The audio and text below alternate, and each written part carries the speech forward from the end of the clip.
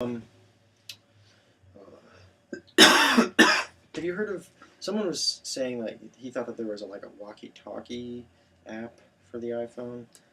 It kind of. It's almost like a voice type text message. It's the one I use. It's called HeyTell, and in the app, as long as again somebody else has the same app, all you really have to do is find them in the conversation that you're having, hit the hold and speak button, and say, "Hey Robert, what's going on?"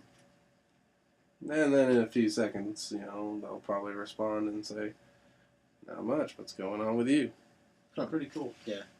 Is there a way to say if you've set this up and you're on a film set and everyone there happens to have iPhone 4s and everyone has that app, can you send out one of those messages to everyone on that list? Can you? I've only used it with one person's. I don't know. But. Okay. Let's see. Is there any other topic, in this realm of filmmaking and iPhones that you think we haven't covered or should maybe delve into more? Well, I think you and I have talked about storyboarding as something that we need to become more aware of and doing. And I recently got this app called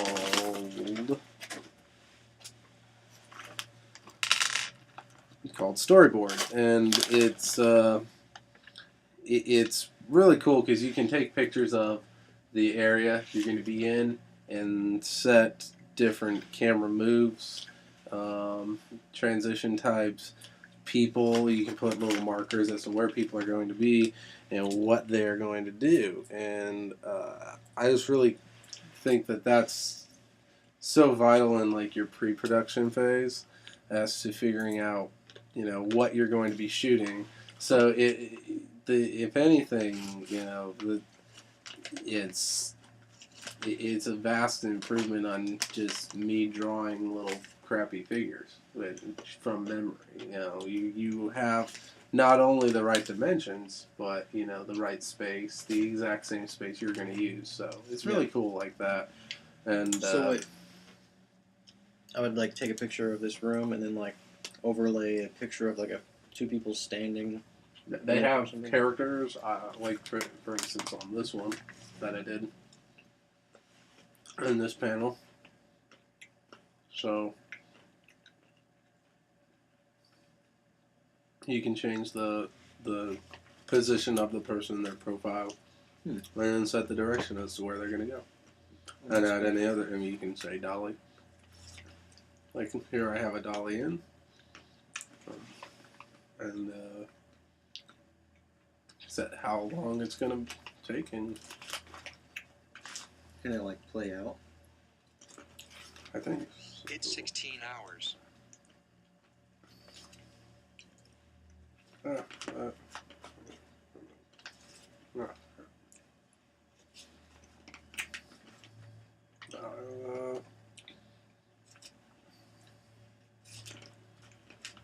Crap.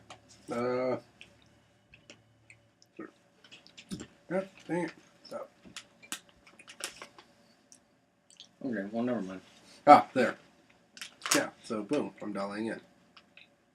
That's cool. So yeah. It's just nice to have these tools and know what's going on around the set when you need it to. It also has a slate, which is really cool. It's pretty much the awesomest thing ever is to have this slate.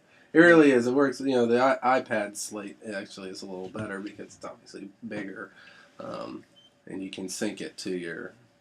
Is there other people that? Is it guaranteed to work? Are there people that actually have used it and said yes? The slate. When I sat down and synced the audio in the film, it worked. The only other person I know who has the app is Ian Gullett, so I would recommend asking him. Huh. I used it once and was greatly ridiculed for it, but I pioneer on. I will get this to be a common thing by year 4, guaranteed. Any other questions? What kind of stuff have you shot video of with your iPhone? I shot some concerts when I first got it. I shot some concerts last summer. Well, I guess I haven't had it a whole year, but I was at a music festival. There were a bunch of different bands playing in different areas, and You first got it in the summertime, and 2010. Yep. And this place was spread out all over the place. A bunch of different tents were put up with stages, and it was a lot easier than having, like, you know, you would probably see some people with either an actual mini DV camera or somebody with a Canon Rebel, and those things are not only expensive but bulky, and it became clear that, one, I could shoot as good or better video than them, and do it in a much more compact, less susceptible to breaking device. So I was really glad to have it, and you know, it also takes great pictures as well. It's good thing. Do you have any fears that technology like this will somehow shift the market towards more, like, less conventional filmmakers? Well, Thus, maybe, like, okay, I guess what I'm trying to say is, like, when new technology comes out, a lot of people, like, fear, like, oh, is this somehow going to replace the necessity for my job? yeah. Like, are films still going to have gaffers and grips? You know, I think when the Super 8 camera came out, when people started being able to just make their own movies, there was a big panic that, oh man, you know, no one's going to go see movies anymore because they can just make their own.